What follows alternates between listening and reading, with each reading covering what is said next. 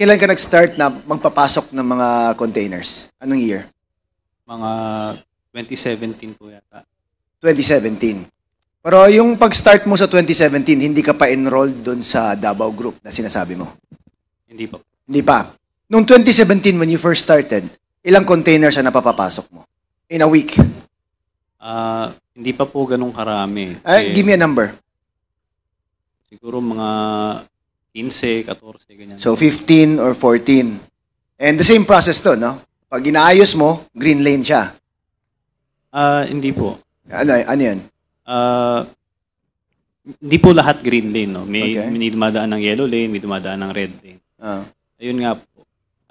At nung December nga rin po noon, taon na yun, nagka-problema nga po, nagka-red lane po ako, halos lahat ng container. Kaya po naghanap po ako ng tutulong sa akin. So, sinabi mong nagka-problema ka, feeling mo inipit ka kasi hindi ka enrolled dun sa TARA system na sinasabi mo?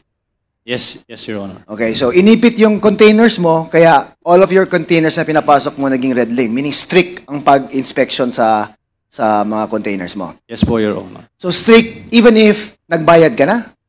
Opo, harangin po nila yan, nagbayad ka na. Kahit bayad ka na? Oo.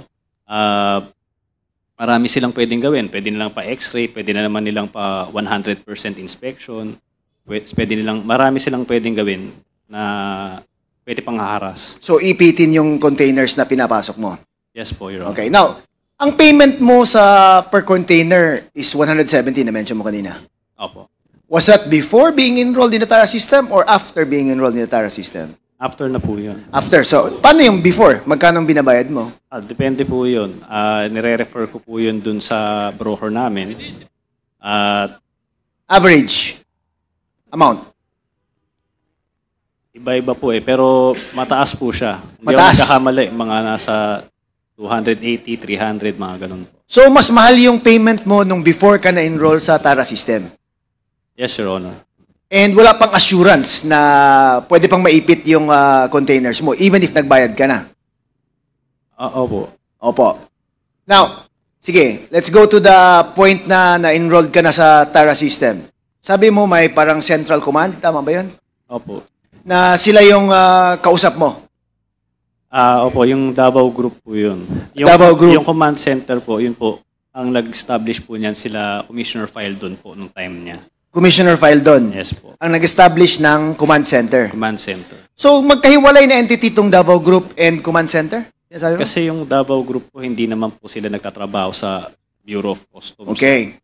So, Davao Group is just an organization but not employees of the Bureau of Customs. Yes, Your Honor. Meaning, wala silang kinalaman sa pag-inspection, pagpirma, order the release, etc. Wala. Wala po. Okay.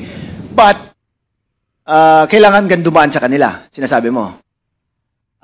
Yun nga po, sinabi ni Jojo ba, ni-refer nila ako sa kanila, nung nakamit ko sila, si Tita Nani, sabi niya, kailangan kang mag-enroll sa amin. Parang ang aking intindi po doon, lahat po, kailangan dumaan sa kanila Lahat magbigay ng TARA. Kung hindi ka magbibigay sa kanila, i-hold nila yung container mo. Kasi may command center Ito yung enrollment na sinasabi mo. Opo. Yung 5 million ba ang sinabi mo? Yes, Your Honor. Ang 5 million na to is in relation also to the testimony mentioned, offered by Councilor Small Abellera. Tama ba yun? Yes, Your Honor. Yun ang pagtahi mo doon, di ba? Na you met with Councilor Small Abellera para ibigay yung 5 million. Opo. Supposedly para kanino yung 5 million? Yun, sabi nila sa akin, puntahan ng Davao, ibigay mo kay Pulong Duterte. So may text po ako noon. Pero nung pagdating ko po doon, hindi ko naman po nakamit yung So tao. never mo ring na-meet si Pulong Duterte? To be fair with the congressman? Never. Opo. Okay, si Small Abellera nakausap mo? Yan po, opo. Kanino mo binigay yung 5 million pesos? Sa kanya po. Kay Small Abellera? Yes po. Siya lang mag-isa? At that time? Opo. Ako, si Jack, tsaka si Small. Okay, sino yung Jack? Siya po yung isa kasama rin sa Davao Group. So, dahil wala naman akong kakilala sa Davao, first time ko pumunta doon at wala rin akong dahilan para pumunta doon. So, siya yung sumundo sa akin sa airport. At dinala niya ako doon sa restaurant. Kung saan kayo nagkita ni Small Abellera? Small, opo. At doon mo binigay yung 5 million? Doon ko po binigay. Okay, now enrolled ka na. Ano nangyari sa shipments mo after enrolled ka na? Ayun po, naayos naman siya. Maayos na ang pagpasok. Opo. Okay. Now, sino ang lumalapit din sa'yo para ipapasok yung shipment nila? Kahit sino lang? Yes po. Kahit sino na shipper? Kung sinong gustong mag-inquire, opo. So, hindi ko makuha to eh. You paid 5 million to enroll, yet ang payment mo for containers actually went down. Bumaba. Nagmura siya eh. Di ba? It's cheaper than the previous amounts na binibigay mo. Tama ko ba?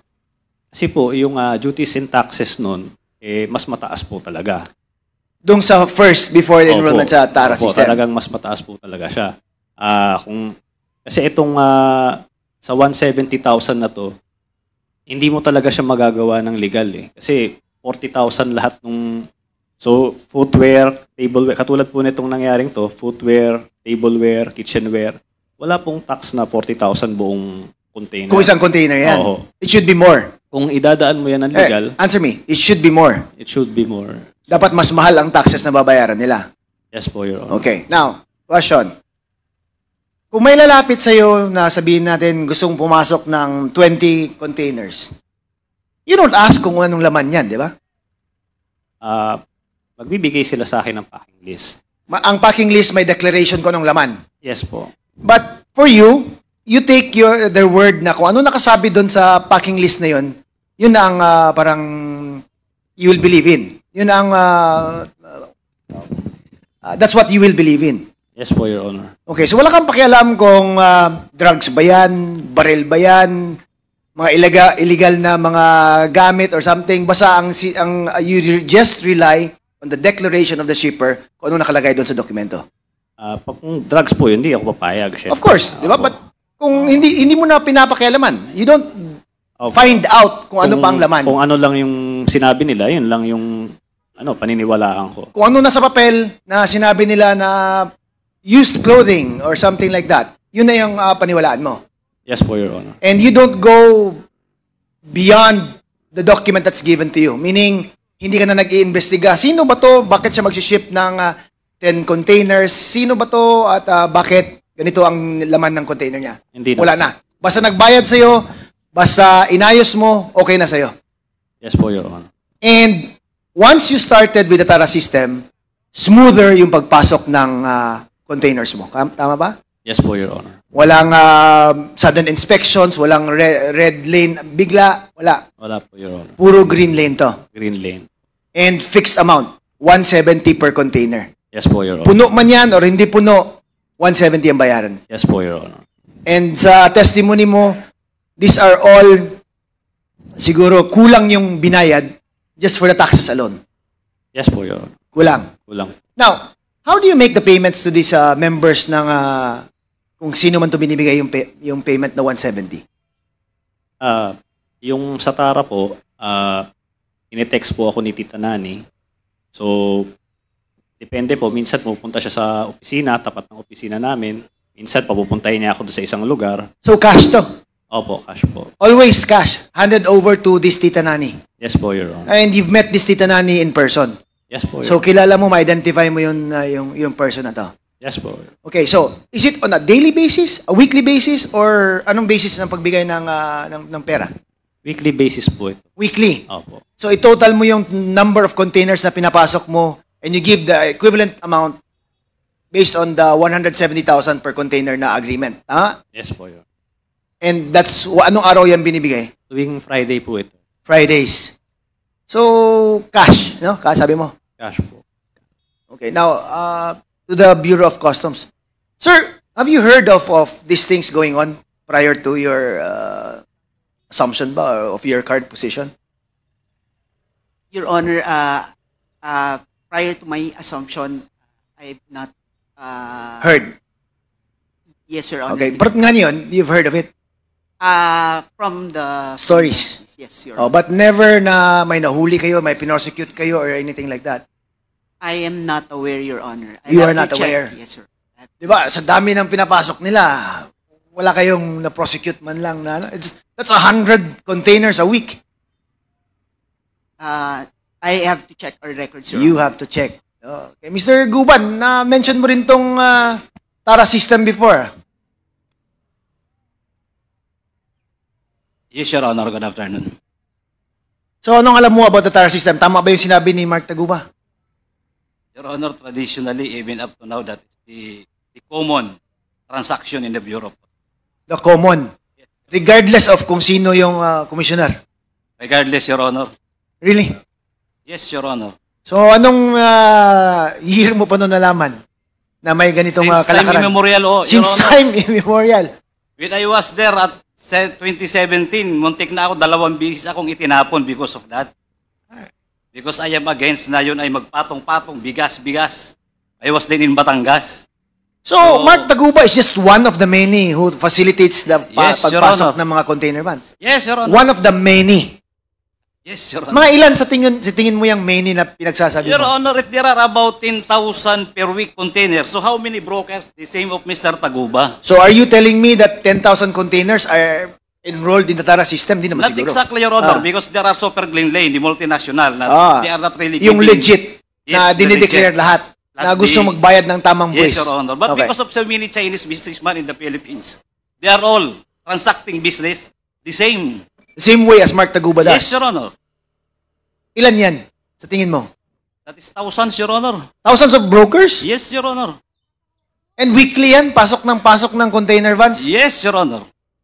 Are you exaggerating things, Mr. Guban? Baka No, Your Honor, that is based on experience. pinapasakay mo yung committing to. No, Your Honor, that is based on experience. I'm telling now, Your Honor, because I want to change now the Bureau of Customs. Help the people now because of drugs and smuggling of rice. Di ba ano yan na you're saying this after you're convicted na? No, Your Honor, Di ba even din then, sinabi mo before pa or something like even that? then, Your Honor, hindi po ako pumapatong. Okay. Wait, Ng container. I'll go back to Mark Taguba. Mark Taguba, magkano kinikita mo per container? Meron po akong 10,000 sa tracking, meron po akong 10,000 pa uling patong, tapos container deposit. Sabihin natin mga 30,000. 30,000. That's included in the 170,000 per container? Yes po, Your Honor. Included na. Congressman Flores, if I may. Go ahead, sir. Gusto ko lang ano yun kasi para makumpleto yung Go ahead, sir. picture. Go ahead, Chair. Mark, gaya nung tanong ni Congressman Flores, so roughly kumikita ka ng 20,000 per container. Yes po, Your Honor. So, halimbawa, sa isang linggo may 100 container ka, meron kang more or less 2 milyon sa isang linggo. Hindi naman po sila palaging nagbabayad agad. So, yung iba utang. So, pero more or less mga malaking halaga rin po. So, ibig sabihin, pag container, kasi may 20-footer na container, may 40-footer na container. So, regardless of the size, basta yun ang tara. Opo. So, alam mo ba kung kanino napupunta yung magkano 170 per container? Yes po, Your Honor. Pwede mo bang ikwento sa amin ni Congressman Kit kung kanino napupunta yung 170 na yon? Kung alam mo lang, no? Kung ano yung breakdown ng 170 na yon? Sabi ko nga po, mahirap naman po magsalita ngayon dahil wala naman sa akin yung mga dokumento ko. Pero kung yan po, nasabi ko na to lahat noon Senate hearings, congressional hearings. Wala naman po nagbago, nandiyan pa rin naman po yun. So hanggang ngayon, Pwede niyong makuha yan kung ano, sa sige. Senate. So nasabi mo na yan noon. Nasabi ko na po noon to. Tama ba yon, Jimmy, na yung bayaran pala dyan o yung TARA system na sinasabi, per container? Yes, Your Honor. Ngayon uso na GCash. Okay, sige. Salamat. Congressman Kit, you may proceed. Continue, please. So, kung you have 30,000 per container and there are 100 containers na pinapapasok mo every week, magkano kinikita mo? Mark, Malaki rin po. that's how much ba? I'm very poor in math eh. Ha? 3 million?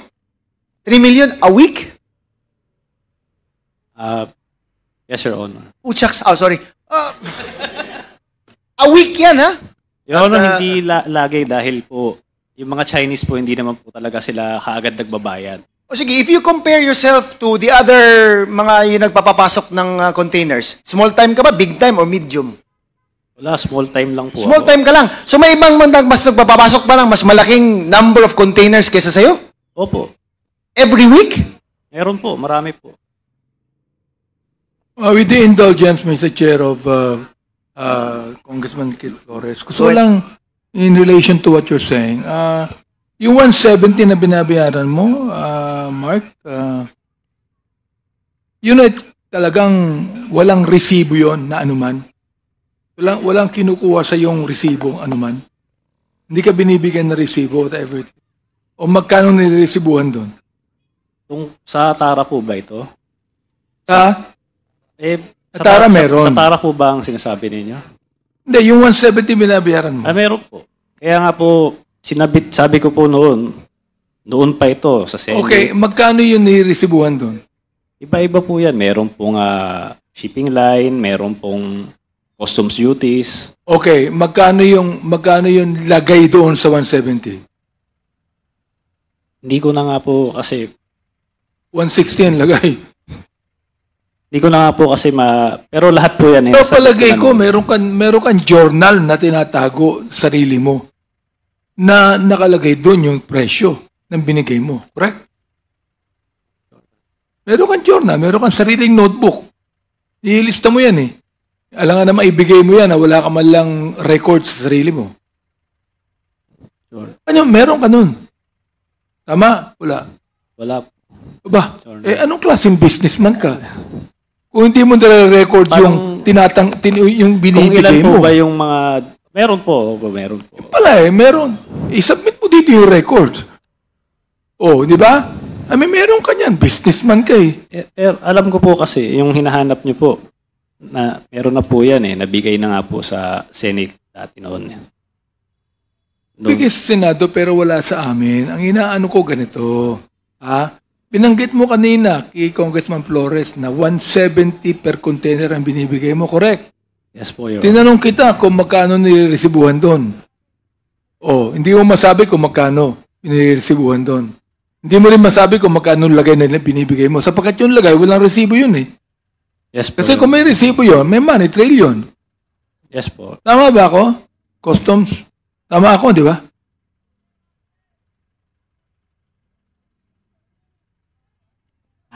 Mr. Chair, regarding the money trail, Your Honor, or Hindi. Tama ako na kung may lagay doon, walang resibo yun. Sapat kung mayroong resibo, may money trail na makikita sa inyo. Hindi naman pwedeng resibuhan yan na resibo ng gobyerno eh. Correct? I'm sorry, Your Honor, but I have no personal knowledge of Hindi ko sinasabi yung may personal knowledge kang. Sinasabi ko lang kung yan nangyayari yan sa customs. Kung naman nagtatago ka pa na kung ano-ano eh. Ilan taong ka na sa customs? Your Honor, Ilan taong ka na sa customs?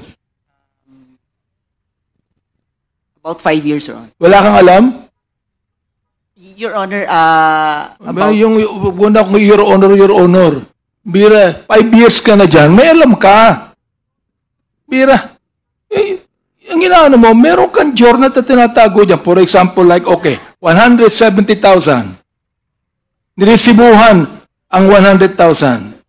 Yung 70, walang resibo. Lagay yun. Di ba? Therefore, yung walang resibo 70,000, nire-record mo yan sa personal journal mo. Businessman ka eh. Sige po, Your Honor, kumahanap ko po. Mahanap mo yan.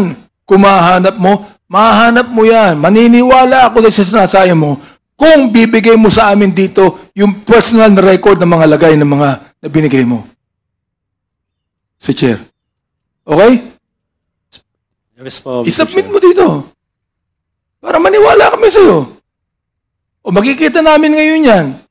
Kung yun sa drugs nga sa drugs. Yung pinapanood ko, Congressman Flores, sa Netflix yung Narcos, meron silang journal Meron silang journal, record book na nilista kanino binigay ito. Nakalagay dun Ayun ibinigay. Meron kanin dun. Tama? Yes po, Mr. Yun Chair. pala meron ka pala Submit mo sa amin para makita namin kung sino tumanggap. Nanguhula tayo dito. Sasabi mo, sino yung nakatanggap niyan? Manguhula tayo dito. Hindi mo masabi. Bigay mo sa amin yung listahan. May listahan ka Nila mo po, Mr. Chair. Okay, please proceed. A few more Congressman, questions, Mr. Chair. Mr. Taguba, nung you were doing this business, isang consignee lang ba ang ginagamit mo? O Hindi iba-iba? po. Iba-iba po. Pero Iba-iba. So ano naman ang share ng consignee doon? may royalty fee po siya. How much naman? 1,500 1.5 lang per container. per container. But hindi ba siya mga problema kung siya din ang may hawak sa container na may contraband at siya nahuli? Yan po yung arrangement eh. Hindi ko po... For a fee of 1,500, yan na risk ang iti-take niya? Kasi po hindi naman din namin iniisip na yun nga po may droga o kung ano pa man doon sa container. Regular shipment lang po iniisip namin. Okay, so sige, can you give me an estimate kung ilang consignees ang ginagamit mo for your business? Ang 5, 6, 3 po. 3. Opo. Okay, now, customs. Hindi nyo ba wouldn't it be easier to track it na bakit itong 3 consignees na to, ang mga containers sila, ang binabayaran taxes is ganito lang. Mababa. And they're always shipping in containers on a weekly basis. Isn't like if you just graph it, parang hindi ba nakakaano yan na but si consignee A, B, and C, almost 30 per containers per week, yet the average amount of taxes that they pay per container is mababa lang, 40,000 lang or something like that. Hindi ba yan Yes, Your Honor. We have record for that. And, anong ginagawa nyo? Ba't green lane pa rin yung mga consignees na yan or something? Hindi ba yan red flag dapat? Yes, Your Honor. That should be. And my a red question flag. is, what are you doing about it? Your Honor, I'm You'll sorry. get back to me? No, Your Honor. It's handled by a different. Handled by whom? Risk Management Office. Risk Management Office. So they've been knowing about this and what have they done so far over the years? Your Honor, They can answer it, not you, right? no, Your Honor. Okay. There's a parameter, Your Honor. So Alright. they adjust the parameter accordingly, Your Honor. Kasi parang sa akin, it's impossible not to figure it out na itong si consignees na to, parang bakit ang mura ng taxes na binabayaran nila? Di ba? Ba't palaging may containers na pumapasok, yet always cheap lang yung taxes that they're paying? Sa akin, that's red flag already. Parang we should, I think, take a look at it. After 3 weeks siguro, tingnan nga natin to on the 4th week kung ano ba talaga yung mga laman ng container sila. Bakit 40,000 lang binabayaran per container? And that's in just 3 weeks. We've been here for years. Walang nangyayaring ganun. Ano bang nangyayari dyan sa customs, Attorney Buko? As I've mentioned, Your Honor, there is a group who is in charge of that, Your Honor. All right. Thank you. Thank you, Mr. Chair.